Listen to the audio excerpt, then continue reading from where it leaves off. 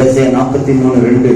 நீ தண்ணீர்களை கடக்கும் போது நான் உன்னோடு இருப்பேன். நீ ஆறுகளை கடக்கும் போது அவைகள் உன்மேல் புரளுவதில்லை. நீ அக்கினியில் நடக்கும் போது வேகாதிருப்பாய். அக்கினி ஜுவாலை உன் பேரில் பற்றாது. வாக்குத்தத்தம் எல்லாம் ஆம் என்றும் ஆமேன் என்றுமாயிருக்கும். வாக்குத்தத்தம் பண்ணினவர் உண்மையில் ஐயா ஒவ்வொரு மாதமும் வாக்குத்தத்தம் வருது. நாங்க டிவி சேனல்லாம் பாக்குறோம். டிவி சேனல்லாம் வாக்குத்தத்தங்களை ஊழியக்காரங்க சொல்றாங்க. இந்த தங்க வசன காலண்டரை பார்க்கும் பொழுது அந்த கலண்டர்ல வருகிற ஒவ்வொரு நாளும் ஒவ்வொரு வசனம் வருது வாக்குத்தத்தம். பைபிள்ல திறக்கிறோம் வாக்குத்தத்தம் வருது. நிறைய வாக்குத்தத்தம் கேட்கிறோம். ஆனா படிக்கலையே அப்படின்னு நீ நொந்துக்க கூடாது. வாக்குத்தத்தம் பலிக்கும்.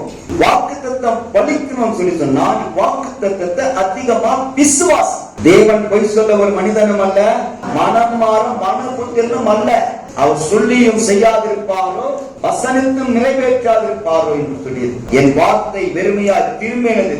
என் ஆண்டவராகிய இயேசு சொன்ன ஒவ்வொரு வார்த்தையும் ஜீவன் உள்ள வார்த்தைகள்.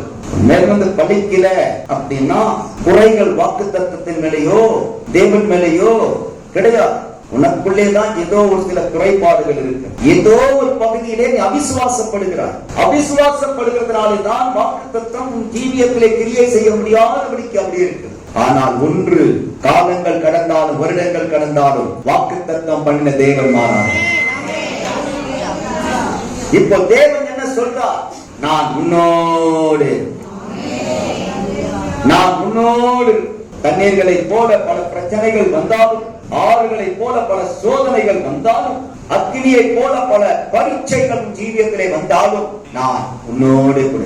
தேவனுடைய நாமத்துக்கு ஸ்தோத்திரம்.